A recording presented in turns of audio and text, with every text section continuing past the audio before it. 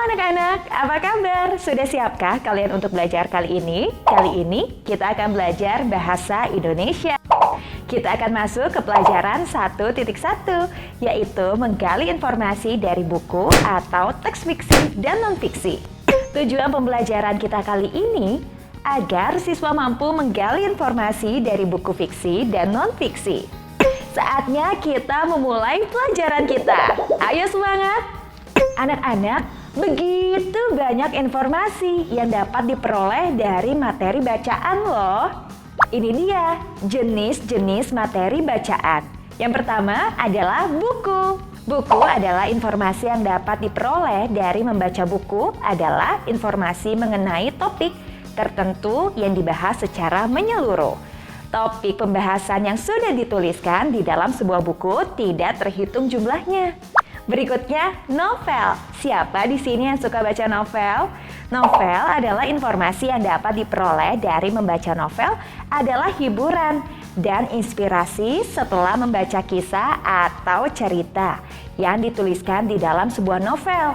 Novel dapat berupa cerita fiksi atau cerita non-fiksi yang diangkat dari kisah nyata. Berikutnya adalah cerpen, cerita pendek.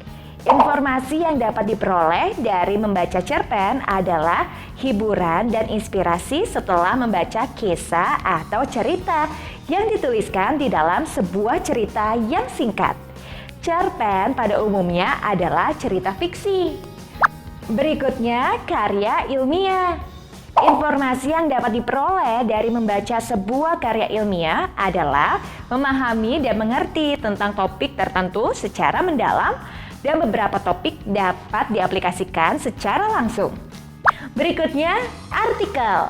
Informasi yang dapat diperoleh dari membaca sebuah artikel adalah memahami dan mengerti tentang topik tertentu secara umum. Topik-topik tertentu dapat diaplikasikan secara langsung. Berikutnya, komik. Siapa di sini yang suka baca komik? Informasi yang dapat diperoleh dari membaca sebuah komik adalah hiburan dan inspirasi setelah membaca kisah atau cerita yang digambarkan secara menarik di dalam sebuah cerita. Komik pada umumnya adalah mempunyai seri lebih dari satu buku. Dan berikutnya, koran atau surat kabar. Informasi yang dapat diperoleh dari membaca sebuah koran adalah memahami dan mengerti tentang berbagai pemberitaan terbaru secara umum dan khusus. Informasi dan wawasan dapat bertambah dengan pesat jika kamu rutin membaca koran setiap hari. Ayo kita baca koran! Anak-anak, pada bab ini kita diharapkan untuk dapat lebih lagi menggali informasi dari buku fiksi dan non-fiksi yang dituangkan dalam sebuah resensi buku. Apa itu resensi? Resensi merupakan susunan tulisan yang berisi tentang sebuah penjelasan, komentar, atau tafsiran. Sebuah bacaan terbagi atas dua jenis. Ini dia jenis bacaan. Yang pertama adalah fiksi. Fiksi merupakan cerita rekaan atau hayalan, cerita yang tidak berdasarkan kisah nyata. Berikutnya, non-fiksi. Merupakan cerita yang berdasarkan kenyataan atau kisah nyata tanpa rekaan. Anak-anak sekarang simaklah sinopsis buku berikut ini. Buku fiksi remaja. Judul Ranking 1. Pengarang Sarah Tay. Penerbit PT Gramedia Pustaka Utama.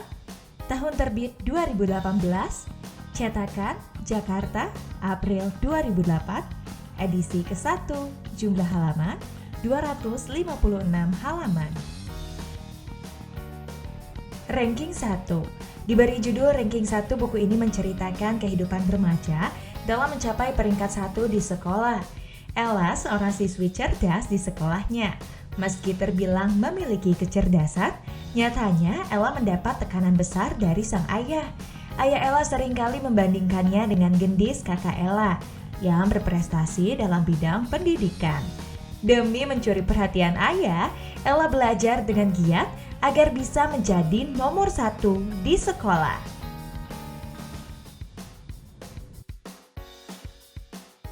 Waktu bermain Ella dengan sahabatnya, Tania dan Susan semakin berkurang karena ia harus belajar lebih rajin dari biasanya.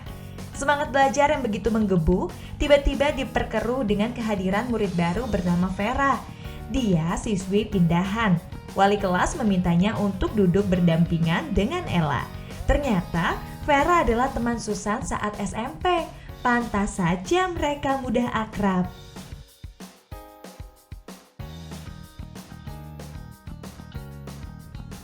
Memiliki teman yang duduk sebangku dengannya menjadi mimpi buruk untuk Ella. Dia satu-satunya orang sepertinya yang tidak suka punya rekan sebangku. Hal itu disebabkan dahulu ada siswa yang duduk di sebelah Ella, anaknya pemalas, tetapi ketika ujian nilainya hampir sama dengan Ella.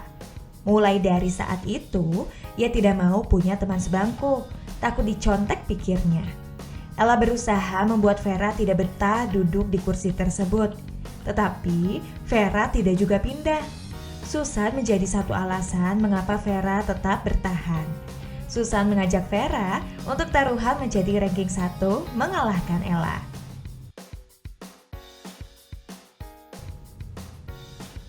Semakin hari, Vera si anak baru semakin dekat dengan teman-teman Ella.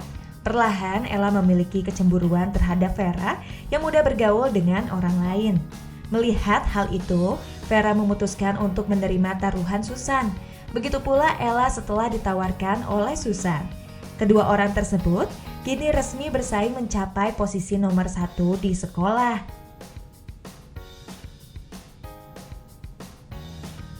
Waktu UAS tiba, Ella menekan dirinya begitu keras. Ia tidak ingin posisinya digeser oleh Vera. Ketika penerimaan rapor, ayah Ella sangat marah sampai melempar rapor ke meja karena anak bungsunya mendapatkan peringkat kedua. Ella tidak percaya anak baru itu benar-benar ingin menyingkirkannya. Untuk membayar kekalahannya, Ella diharuskan melakukan pengakuan di hadapan teman-temannya ketika ulang tahun Tania. Gengsi Ella yang begitu tinggi membuatnya sangat malu dan berlari pulang sesaat setelah pengakuan tersebut.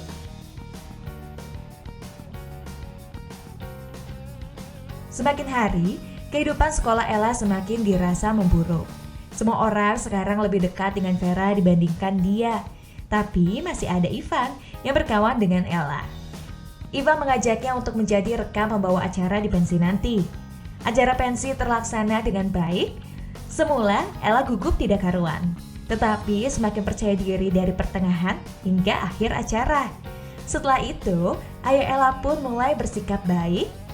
Semenjak acara pensi yang diakhiri dengan berdansa bersama orang tua, ayah Ella memahami bagaimana tertekannya anak bungsunya itu. Sikap ayah menjadi lembut, tidak membuat Ella jadi pemalas. Ia semakin rajin belajar, bukan lagi karena takut, melainkan kewajibannya sebagai seorang siswa. Anak-anak, marilah kita mencoba menjawab pertanyaan berikut ini untuk dapat lebih menggali informasi. Pertanyaannya, apa judul buku resensi tersebut? Yang kedua, termasuk genre apakah resensi tersebut? Yang ketiga, siapa pengarang buku tersebut? Yang keempat, oleh siapa dan kapan buku tersebut diterbitkan? Yang kelima, mengapa buku tersebut diberikan judul ranking 1? Berikutnya, yang keenam, kisah apa yang diceritakan di dalam buku? Yang ketujuh, apa yang dimaksud dengan kalimat berprestasi dalam pendidikan yang terdapat dalam buku? Yang kedelapan, permasalahan apa yang dipaparkan di dalam buku? Yang kesembilan, apakah permasalahan yang dipaparkan di dalam buku mendapatkan penyelesaian? Dan yang kesepuluh, apa yang menjadi daya tarik dalam buku ini? Anak-anak, perhatikan jawaban atas buku ini. Jawaban dari pertanyaan yang ke-1, apa judul buku resensi tersebut? Jawabannya, judul buku ini adalah ranking 1. Yang kedua, termasuk genre apakah resensi tersebut? Jawabannya, genre buku ini adalah fiksi remaja. Yang ketiga, siapa pengarang buku tersebut? Jawabannya, pengarang buku ini adalah Sarati.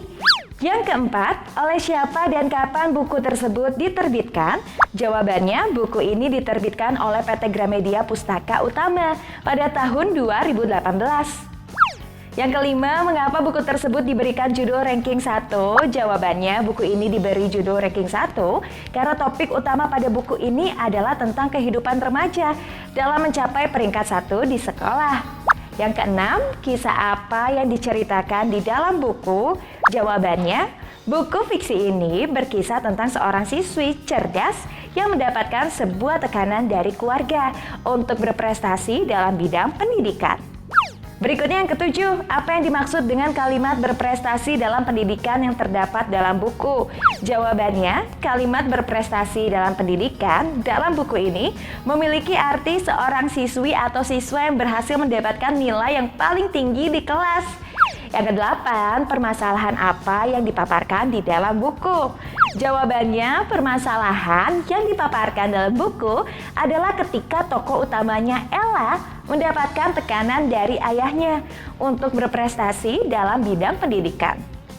Berikutnya, yang kesembilan, apa yang dimaksud dengan kalimat berprestasi dalam pendidikan yang terdapat dalam buku? Jawabannya, kalimat berprestasi dalam pendidikan dalam buku ini memiliki arti seorang siswi atau siswa yang berhasil mendapatkan nilai yang paling tinggi di kelas. Yang ke-10, apa yang menjadi daya tarik dalam buku ini?